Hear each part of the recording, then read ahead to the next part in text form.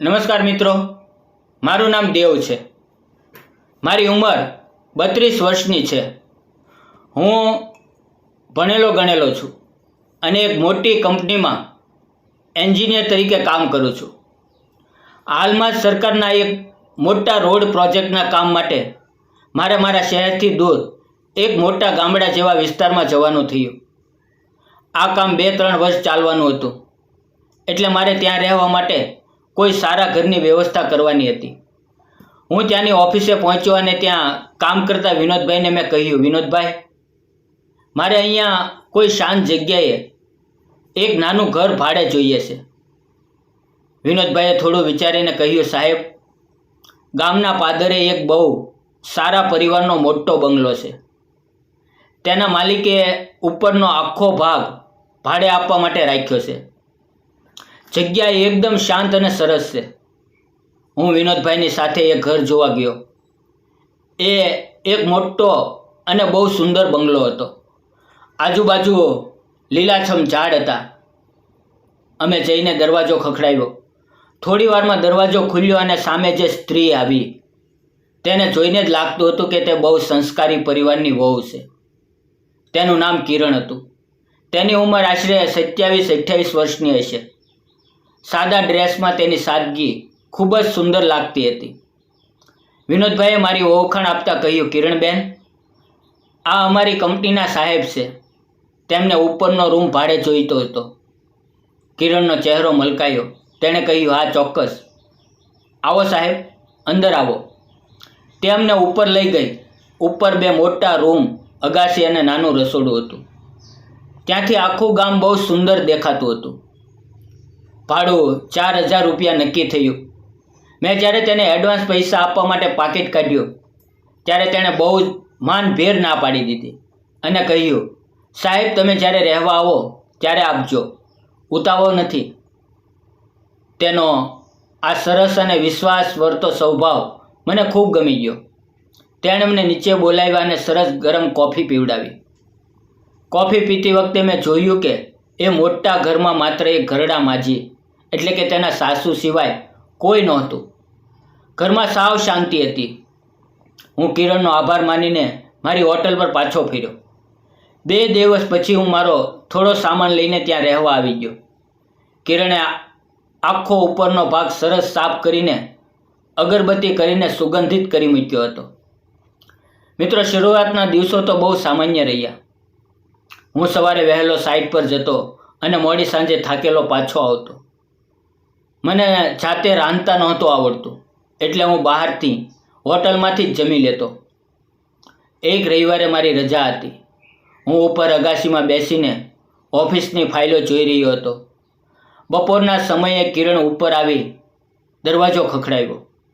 તેના હાથમાં એક સરસ જમવાની થાળી હતી, જેની અંદર ગરમા-ગરમ રોટલી, શાક, દાળ અને ભાત હતા. તે સહેજ સંકોચ સાથે બોલી, દેવ, હું ઘણા દિવસથી જોઉં છું કે તમે રાત્રે બહુ મોડા આવો છો અને બહારનું તીખું તળેલું ખાઓ છો. એનાથી તબિયત બગડશે. આજથી તમારા જમવાનું હું બનાવી આપીશ. તેના આ શબ્દોમાં એક અનોખો આદર અને ચિંતા હતી. મેં ખુશી ખુશી થાળી લીધી અને જમી લીધું. એ ખાધા પછી મને થયું કે ઘરના જમવાનો સ્વાદ જ કંઈક અલગ હોય છે. સાંજે હું ખાલી વાસણો આપવા નીચે ગયો. મેં વાતોની શરૂઆત કરવા પૂછ્યું, કિરણ, જમવાનું ખૂબ જ સરસ હતું, પણ એક વાત પૂછું, આટલા મોટા બંગલામાં તમે અને આ માજી જ રહો છો? તમારા પતિ ક્યાં બહાર નોકરી કરે છે? મારો આ સવાલ સાંભળતા જ કિરણના ચહેરા પર ઉદાસી છવાઈ ગઈ. તેને નજર નીચી થઈ ગઈ. તેણે ધ્રુજતા અવાજે કહ્યું, દેવ, મારા લગ્નને હજી માંડ 2 વર્ષ થયા હતા. મારા પતિ સરકારી ઓફિસર હતા. એક રાત્રે તેઓ કામથી બહાર જઈ રહ્યા હતા ત્યારે સામે આવતી એક મોટી ટ્રકે તેમની ગાડીને ટક્કર મારી દીધી. હોસ્પિટલ પહોંચતા પહેલાં જ તેનું અવસાન થઈ ગયું. એટલું બોલતા બોલતા તે રડી પડી. તેણે આંસુ લૂછતા આગળ કહ્યું, મારું નસીબ જ એવું હતું કે લગ્નના ટૂંકા સમયમાં જ હું વિધવા થઈ ગઈ. અમારે કોઈ બાળક પણ નહોતું. મારા માતા પિતાએ મને પાછી બોલાવી, પણ મારા આ સાસુમાં સાવ એકલા પડી જાય એમ હતા. એટલે મેં આ ઘર અને મારા સાસુમાને જ મારી દુનિયા માની લીધી છે. મિત્ર, તેની આ દુઃખદ વાર્તા સાંભળીને મારું હૃદય ભરાઈ આવ્યું. જેણે આટલું વૈભવશાળી જીવન જોયું હતું, તે આજે આટલી નાની ઉંમરે એકલતાનું જીવન જીવી રહી હતી. મેં તેને આશ્વાસન આપતા કહ્યું, સાસુની આટલી સેવા કરવી એ બહુ મોટી વાત છે. કિરણ, તમારા આ સારા સ્વભાવને હું સલામ કરું છું. આ વાતને મહિનો વીતી ગયો. હવે અમારી વચ્ચે એક સરસ મિત્રતા થઈ ગઈ હતી. એક દિવસ સાઇટ પર કામ કરતી વખતે એક લોખંડનો મોટો પાઇપ મારા જમણા પગ પર આવીને પડ્યો. મારો પગ ભાંગી ગયો. ઓફિસના લોકો મને હોસ્પિટલ લઈ ગયા, જ્યાં પગ પર પ્લાસ્ટર બાંધવામાં આવ્યું. ડૉક્ટરે મને કડક શબ્દોમાં 1 મહિનો પલંગમાં આરામ કરવાનું કહ્યું. જ્યારે ઓફિસના છોકરાઓ મને ગાડીમાં ઘરે મૂકવા આવ્યા, ત્યારે કિરણ અને તેના સાસુમાં દોડીને આવ્યા.